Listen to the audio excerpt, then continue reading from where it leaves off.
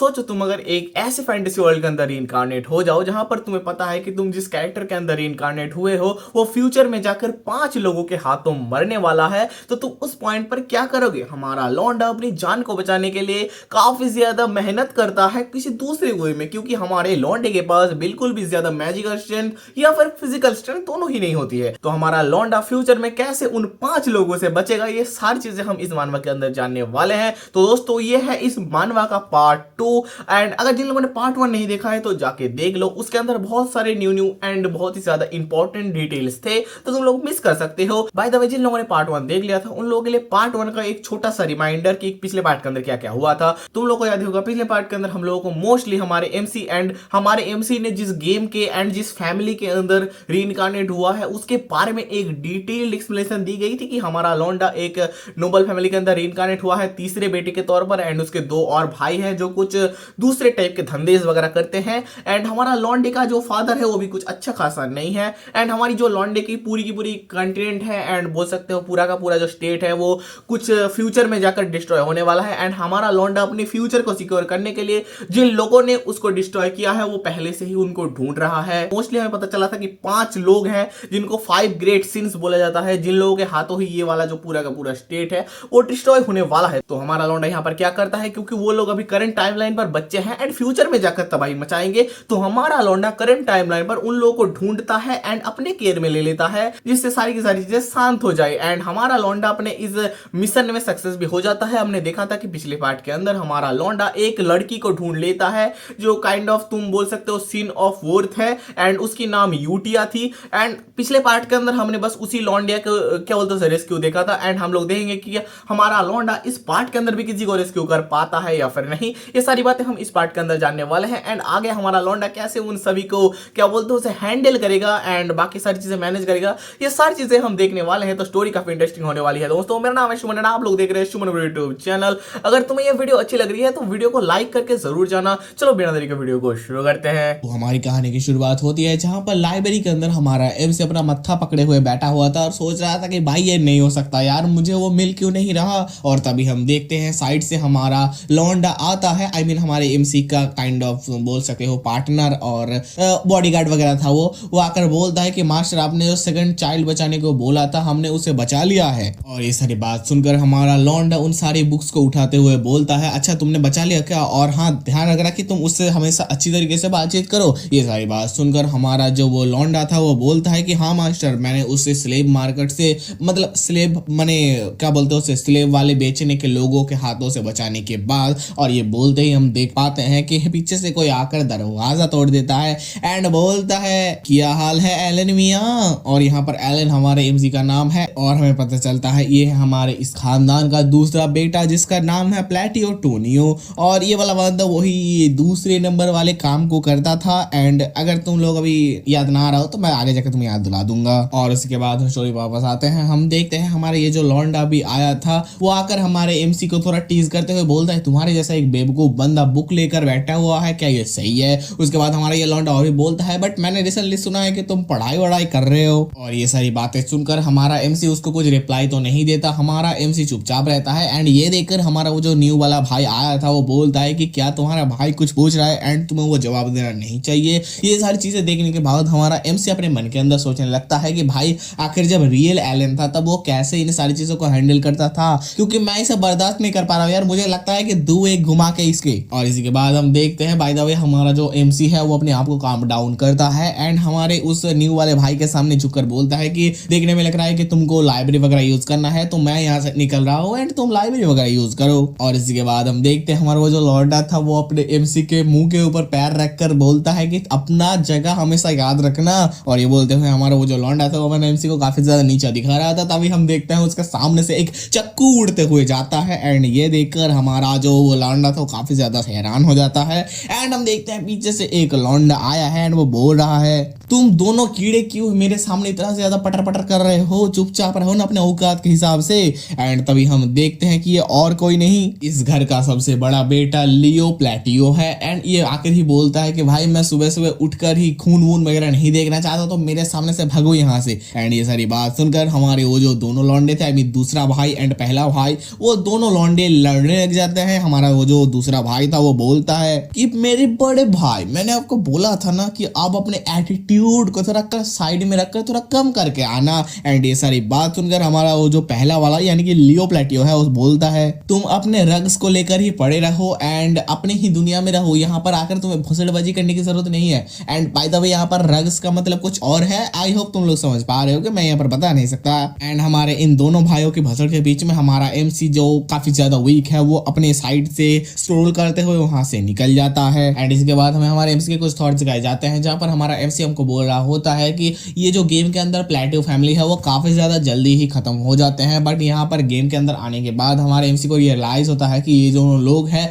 ये काफी ज्यादा इन्फ्लुएंशियल है इस वर्ल्ड के अंदर। इसी के बाद हमारा एमसी हमारे इन दोनों भाइयों के बारे में और भी बताने लगता है। हमारा एमसी बोलता है कि इस दुनिया के अंदर हमारे ये जो दो भाई है वो दोनों ही बहुत ही देरों से लड़ते ही जा रहे हैं एक क्या बोलते हैं उसे फैमिली हेड के पोजीशन के लिए, जहां पर इनके फादर अभी तक है एंड उसके फादर के बाद ये लोगों में से कोई एक जाएगा।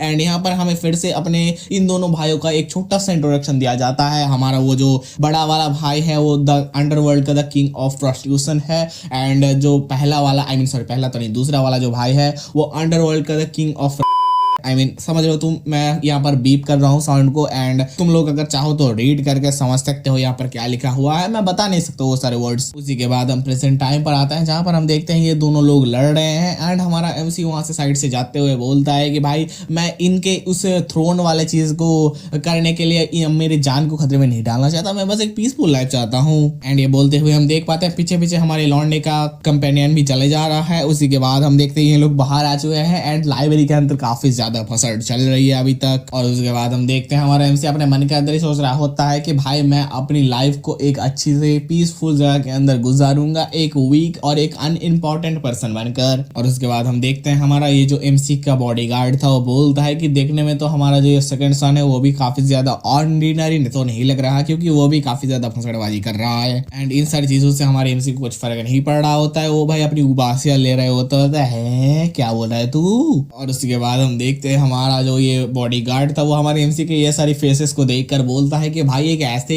जैसा लौंडा, मतलब कुछ भी ना कर पाने वाला लौंडा, एक वीक एंड काइंड ऑफ क्या बोलते हैं उसे यार, काइंड ऑफ इंट्रोवर्ट बंदा कैसे इतने सारे अलग अलग स्टेट के अंदर जो इलीगल मार्केटिंग, जो स्लेव एंड काइंड ऑफ बोलते हो ना तुम बायोलॉजिकल एक्सपेरिमेंट हो रहे हैं बच्चों के ऊपर, उसको कैसे पता चला इन सारी चीजों के बारे में। यही सारी बातें हमारा ये जो बॉडीगार्ड था वो सोच रहा था, बट हमारा एमसी उबासियां मार रहा था अभी भी।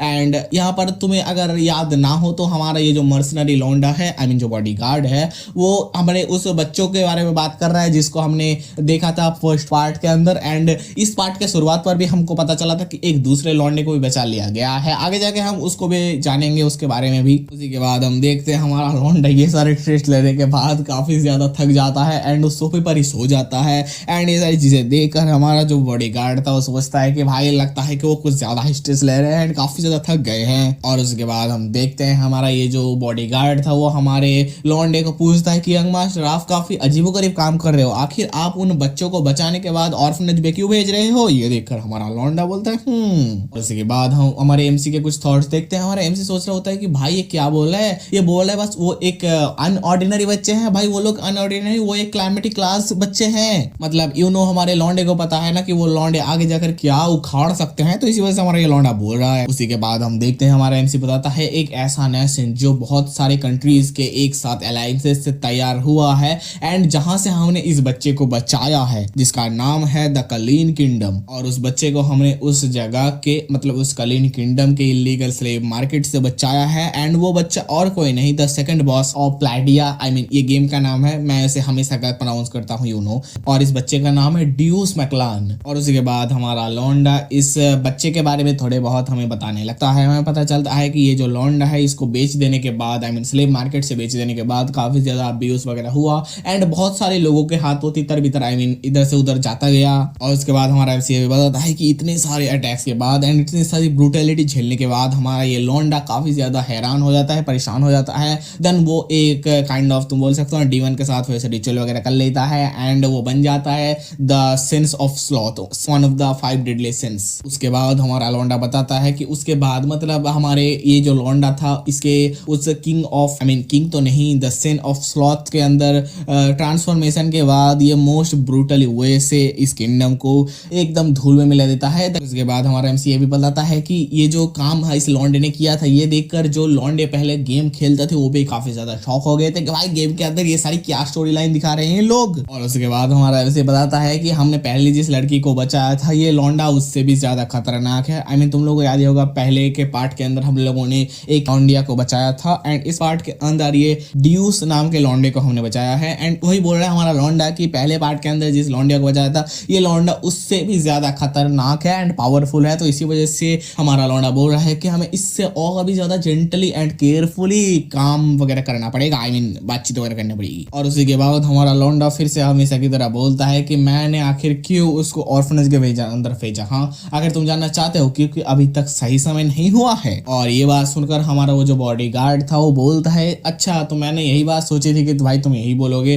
बट बाय द वे तुमने जो यूटिया को लेटर वगैरह भेजा है क्या ये उसी बारे में है कि जो सेकंड चाइल्ड आ रहा है वगैरह वगैरह करके। और उसके बाद हमें हमारे लौंडे के लेटर को दिखाया जाता है जहां पर हमारा लौंडा एक नॉर्मल कन्वर्सेशन वगैरह कर रहा है कि कैसे हो वगैरह वगैरह एंड तुम्हें क्या पता है मेरे सेकंड ब्रदर ने आज मुझे चेयर की तरह यूज किया and kind of things and ऐसे ही। ये बात सुनकर हमारा जो एमसी है वो इस लेटर के बारे में याद करते हुए बोलता है कि हाँ भाई कुछ थोड़ी मोटी बातें हैं, बहुत ज्यादा कुछ नहीं है। और उसके बाद हमारा एमसी बोलता है कि मैंने उस लेटर के अंदर उसे ये भी बोला है कि मैंने जो ये बच्चा भेजा है उसका थोड़ा ध्यान रखना वो क्योंकि वो थोड़ा ज्यादा ही सिक है, मतलब कमजोर वगैरह है यार की। उसी के बाद हम देखते हैं एक लौंडे को जो रात पर एक जगह पर खड़ा हुआ था, तभी पीछे से कोई लौंडिया आती है एंड बोलती है तुम बहुत ही ज्यादा दर्द में हो। और उसके बाद हम देखते हैं हमारे इस लौंडे के हाथ को दिखाया जाता है एंड पीछे से जो लौंडिया बोल रही थी वो बोलती है कि देखने में ही लग रहा है कि यही तुम्हारे दर्द की निशानियां वगैरह है। मतलब हमारे लौंडे के हाथ में काफी ज्यादा खून कट्स वगैरह आ गए थे। और उसके बाद अब देखते हैं पीछे से जो लौंडिया बात कर रहे थे वो बोलते हैं आखिर तुम ही हो ब्लैक गोट है कि नहीं। और ये बोलते ही हम देख पाते हैं वो जो लौंडा था वो पीछे घूमकर देखता है कि ये पीछे और कोई नहीं हमारी यूटिया है। और उसी के बाद हम देखते हैं हमारी यूटिया बोलती है कि अभी तुम्हें हमारे ग्रेट मून ने चूज किया है अपने पर्पस को फील करने के लिए। और उसके बाद हम देखते हैं हमारी जो यूटिया है वो काफी ज्यादा ऑरा फार्मिंग करते हुए बोलती है तो अपने पावर को फील करो एंड अपने ऑरा को अपने अंदर इंप्रूव करो एंड अपने लॉर्ड की सेवा करो। और उसके बाद हम देखते हैं हमारी यूटिया इस पूरे चैप्टर की एक बहुत ही डैम डेडली पैनल के साथ बोलती है कि अगर तुम्हें अपने क्या बोलते हैं रिवेंज को अच्छी तरीके से लेना है तो तुम्हें हमारे मास्टर से हमेशा के लिए लॉयल रहना पड़ेगा एंड उनके ऑर्डर्स को बिना कुछ बोले फॉलो करना पड़ेगा। एंड तभी हम देखते हैं हमारे इस लौंडे के पीछे से कुछ पर्पल कलर का ऑरा वगैरह निकल रहा है। बाय द वे हमारी ये जो यूटिया है वो इन सारी चीजों को ध्यान नहीं देती है। हमारी यूटिया अपने एमसी के लेटर को पढ़ने लगती है, बोलते हैं तो फिर चलो अभी समय हो गया है हमारे मास्टर के लेटर को पढ़ने का। इसके बाद हम देखते हैं हमारा लौंडिया उस लेटर को पढ़ने लगता है। उसके अंदर मैंने तुमको बताया था कि क्या लिखा हुआ है कि कैसे हो, मैं बढ़िया हूँ, मेरे ब्रदर ने मुझे चेयर की तरह यूज किया वगैरह वगैरह कुछ स्टफ्स। एंड उसी के बाद हमारे सामने सीन चेंज होता है। हम देखते हैं हमारा जो बॉडी गार्ड था वो आकर जोर से दरवाजा खोलता है। ये देखकर हमारा जो लौंडा है वो काफी ज्यादा शॉक हो जाता है, बोलता है क्या हुआ भाई। एंड ये देखकर हमारा जो बॉडी गार्ड था वो भी बोल रहा था बहुत ही ज्यादा दिक्कत वाली बात हो गई यार। और इसके बाद हमारा बॉडी गार्ड बोलने लगता है कि आखिर दिक्कत क्या हुई है। बोलता है 10 का मतलब वो छिछोरा यानी कि हमारा जो सेकंड मास्टर है वो खत्म हो गया भाई। एंड ये बात सुनकर हमारा एमसी काफी ज्यादा शौक होता है, क्या बात कर रहे हो तुम। एंड इसी के बाद हमारे सामने सीन चेंज होता है। हम देखते हैं हमारी उस सेकंड लॉन्डे की सेकंड सन की डेड बॉडी जो पड़ा हुआ था एंड हमारा जो कोई एक बोल रहा था कि भाई उसको काम खत्म कर दिया है। इसी के बाद हमारे सामने सीन चेंज होता है। हमें उसके फ्यूनरल का टाइम दिखाया जाता है जहां पर हमारे उस लॉन्डे को कफन में लेटाया गया है। काइंड ऑफ ये ज़्यूस का मेथड है ऐसे ब्यूरियल करने का, आई डोंट नो, बट मैंने जितना एनिमे या फिर मूवीज में वगैरह देखा है तो मुझे इतना ही पता है। जहां पर हम देखते हैं हमारा ये जो लौंडा है उसकी काम खत्म हो गई है, बट हमारे लौंडे की फादर की कुछ फर्क ही नहीं पड़ती, वो अपने दोनों बैडीज के साथ आराम से बैठे हुए हैं। एंड तभी हम देखते हैं हमारे एमसी को जो हमारे इस लौंडे से मिलने के लिए आया है। तभी हम देखते हैं हमारा जो लौंडे का फादर दोनों बैडीज के साथ बैठी हुई थी, उनमें से एक बैडी बोलती है अरे यार मुझे कितना ज्यादा बोरियत हो रही है, कब खत्म होगा यार। और ये बात सुनकर वाले वो जो दूसरी बैडी थी वो बोलती है अरे यार मुझे काफी ज्यादा भूख लग रही है यार, कब खत्म होगा ये सारी बात सुनकर हमारा लौंडा काफी ज्यादा ऑकवर्ड हो जाता है। एंड इसी के बाद हम देखते हैं हमारे एमसी कुछ थॉट्स। हमारा एमसी सोचता है कि भाई एक तो अपने बेटे के फ्यूनरल पर फूंक के आना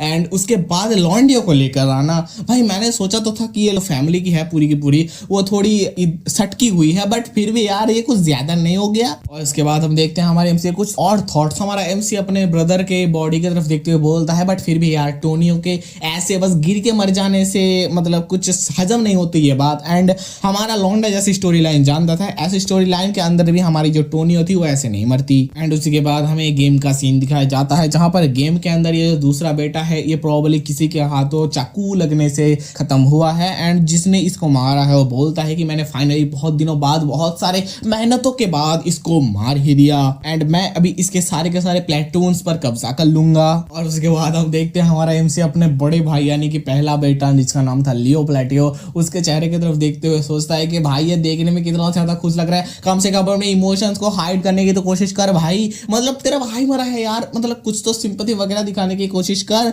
एंड इसके बाद हमारा एमसी और भी सोचता है कि काइंड ऑफ शायद इस लॉन्डे को यानी कि सेकंड लॉन्डे को, टोनियो नाम था काइंड ऑफ, उसको हमारे पहले भाई ने या फिर उसके फॉलोअर्स ने ही मारा होगा। बट यू नो व्हाट, अगर मैं तुमको चाहूँ तो बता सकता हूँ कि आखिर किसने इसको मारा है, आखिर मैं बता दूंगा मैं। उसके बाद हम देखते हैं हमारा लॉन्डा उसके बॉडी की तरफ ऐसे देखते हुए बोलता है चाहे यार कुछ भी हो मुझे तो उन 5 सिंस की देखभाल वगैरह करनी है एंड उनके मैटर्स को सॉल्व करना है, तो मैं अभी इन सभी झमेलों में नहीं पड़ सकता। और उसी के बाद हमारे सामने आता है 1 साल का टाइम स्किप जहां पर हमें दिखाया जाता है कि हमारा जो लियो है वो हमारे उस फैमिली का मेंबर मेंबर कहीं हेड बन चुका है एंड उसने हमारे दूसरे बेटे यानी कि प्लेटियो के बिजनेस को पूरा का पूरा हथियार लिया है। और उसके बाद हमारा लौंडा ये भी बोलता है कि लियो के पावर में आने के बाद हमारी जो फैमिली है एंड जो स्टेट है वो और भी ज्यादा स्ट्रॉन्ग हो गई है। उसी के बाद हम देखते हैं हमारे एमसी एंड हमारे उस मर्सिनरी बॉडीगार्ड को जो लोग खाते हुए बातचीत कर रहे थे, जहां पर हमारा एमसी बोल रहा था कि इस टाइम के अंदर मतलब ये 1 साल के गैप के अंदर हमारा लौंडा और जो यूटिया है वो दोनों ही काफी अच्छे क्लोज आ चुके हैं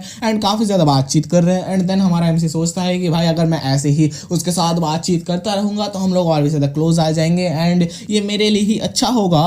उसी के बाद हम देखते हैं हमारे एमसी को जो लेटर मिला है वो आखिर क्या लिखा है। उसके अंदर हमारी यूटिया ने लिखा है कि जो बच्चे हैं वो काफी ज्यादा अच्छे हैं मतलब खेलने वगैरह में। एंड यहाँ पर हमें कुछ और लौंडों का नाम पता चलता है जहां पर एक लौंडे का नाम है यूरा जो काफी ज्यादा हाइड एंड सीक खेलने में अच्छी है एंड एक का नाम है हिडान जो वॉर यानी कि मार पिटाई वाले गेम के अंदर अच्छा है। एंड यही सारी बातें लिखी हुई थी छोटी मोटी उस लेटर के अंदर। एंड ये देखकर हमारा लौंडा काफी ज्यादा खुश हो रहा होता है, वो सोचता है कि भाई ये जो बच्चे हैं काफी ज्यादा मन के सच्चे हैं एंड दिल के बहुत ही ज्यादा अच्छे हैं एंड काफी ज्यादा अच्छी तरीके से रहते हैं। उसी के बाद हम देखते हैं हमारा एमसी उस लेटर के अंदर एक चीज को रीड करने के बाद बोलता है क्या एक फिर से न्यू स्पॉन्सर मिल गया है हमको, एक इतने छोटे ऑर्फनेज को इतनी सारी स्पॉन्सरशिप एंड न्यू स्पॉन्सर मिलना काफी ज्यादा अनयूजुअल है, बट हमारे लिए कोई दिक्कत वाली बात तो नहीं है। ये बात सुनकर हमारा जो मर्सनरी गार्ड था वो बोलता है कि हाँ ये तो अनयूजुअल तो है बट कोई दिक्कत वाली तो बात नहीं है। और उसके बाद हम देखते हैं हमारा एमसी बोलता है और हाँ तुमने जो उस चीज को ढूंढने की बात की थी और वो कैसी चल रही है। और उसके बाद हम देखते हैं हमारा ये जो मर्सनरी बॉडीगार्ड था वो बोलता है कि मैंने इन्फॉर्मेशन गिल्ड से थोड़ी बहुत बातचीत की थी एंड उनसे एक कॉल भी आया था कि उनको एक छोटा सा क्लू मिल चुका है। एंड ये बात सुनकर हमारा जो एमसी वो बोलता है कि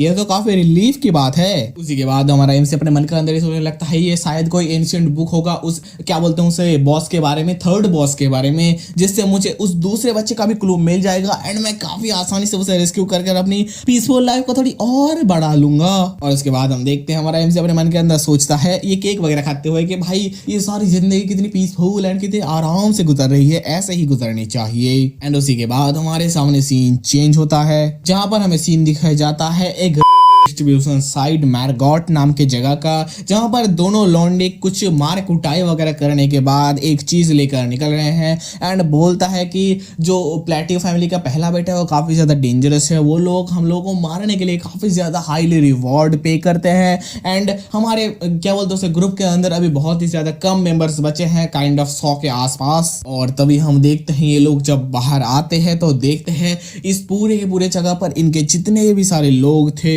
वो सारे के सारे अपने ही आप को मार रहे हैं। ये देखकर ये लोग काफी ज्यादा हैरान हो जाते हैं। ये जो लोग थे जो अपने आप को मारे जा रहे थे वो बोलते हैं कि नहीं यार, मैं ये नहीं करना चाहता, मेरे हाथ अपने आप मूव हो रहे हैं, मैं अपने आप को क्यों मार रहा हूँ। तो भी बाकी सारे लोग हेल्प करने के लिए चिल्ला वगैरह रहे थे। ये लोग देख रहे थे बट कुछ समझ नहीं पा रहे थे कि आखिर क्या हो रहा है, ये लोग क्यों अपने आप को मार रहे हैं। एंड इसके बाद हम देखते हैं ये जो लोग अपने गले के अंदर मतलब गले के सामने चक्कू वगैरह लेके रखे थे, उन लोग अपने आप को खत्म कर देते हैं। एंड तभी अंधेरे से एक लौंडा कोट वगैरह पहनकर ऑरा फार्मिंग करते हुए बाहर निकलता है और बोलता है इतना ज्यादा गंदगी है यहाँ पर यार। और उसके बाद हम देखते हैं ये ऑरा फार्मिंग करते हुए क्लोव वाला बंदा और कोई नहीं, हमारा वो ही दूसरा लौंडा है जिसको हमारे लौंडे ने बचाया था, ड्यूस नाम था इसका। एंड ये बोलता है कि मुझे ये पपेट शो काफी ज्यादा बढ़िया तो लगा। आई मीन ये तो नहीं बोलता, ये सारी बातें हमारी वो गर्ल यूटिया बोलती है कि मुझे ये पपेट शो काफी ज्यादा अच्छा तो लगा, बट हमें अभी बहुत सारी चीजें रिपोर्ट करनी है, मैंने जितना सोचा था उससे भी ज्यादा चीजें हैं रिपोर्ट करने के लिए। एंड ये सारी बातें बोलते हुए हम देख पाते हैं कि हमारा वो जो लौंडा था, ड्यूस काइंड ऑफ नाम था उसका, वो अपने स्ट्रेंथ की मदद से, आई मीन स्ट्रिंग समझ सकते हो ना, जालियां नहीं बोल सकते यार, धागों की मदद से बाकी लौंडों को कंट्रोल वगैरह कर रहा है।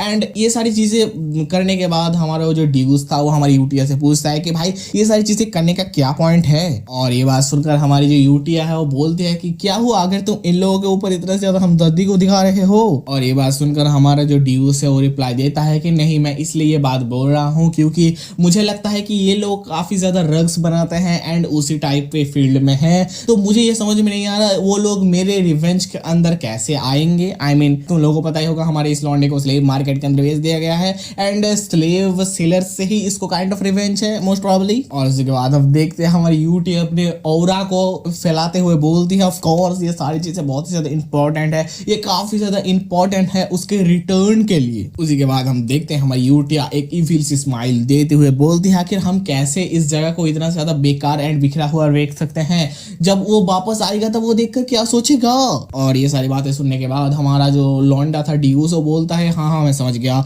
एंड अगर तुम लोगों को ना पता हो तो यहाँ पर ये लौंडे लोग हमारे एमसी की बात कर रहे हैं जिसका नाम प्रोबेबली एलन था एंड काइंड ऑफ वीक बंदा। और उसके बाद हम देखते हैं ये लोग ऊपर उड़ जाते हैं एंड उड़ते हुए बोलता है सब की सब चीजें उनके विल के हिसाब से ही चल रही है, मतलब उनके मर्जी के हिसाब से ही चल रही है। उसी के बाद हम देखते हैं उस जगह में जो फैक्ट्री थी उसके अंदर एक बहुत ही बड़ा ब्लास्ट होता है एंड जिसके बाद हमारी जो ये लौंडे लोग थे वो बोलते हैं हम लोग हैं ब्लू मून और हम हमारे मास्टर के स्वॉर्ड हैं। और उसी के बाद हम देखते हैं हमें एक काइंड ऑफ सिंबल दिखाया जाता है इनके टीम का या फिर ऑर्गेनाइजेशन का, जहां पर एक सर्कल के अंदर मून बना हुआ है। अब यहाँ पर हमारी स्टोरी खत्म होती है। अब मैं तुम लोगों को बता देता हूँ कि उस दूसरे बेटे को हमारे जिसका नाम था टोनियो उसको आखिर किसने मारा है। अगर तुम लोगों ने एक चीज नोटिस किया हो तो हमारे एमसी ने हमारे लौंडे के मौत के पहले ही यूटिया को लेटर भेजा था कि तुम्हें पता है मेरा जो भाई है मतलब दूसरा भाई है टोनियो वो मुझे कुर्सी की तरह यूज करता है। एंड ये लेटर पाने के बाद ही हमारी लौंडे की डेथ हो गई है। एंड आई गेस अब तुम लोग समझ पा रहे होगे कि इसको किसने मारा है।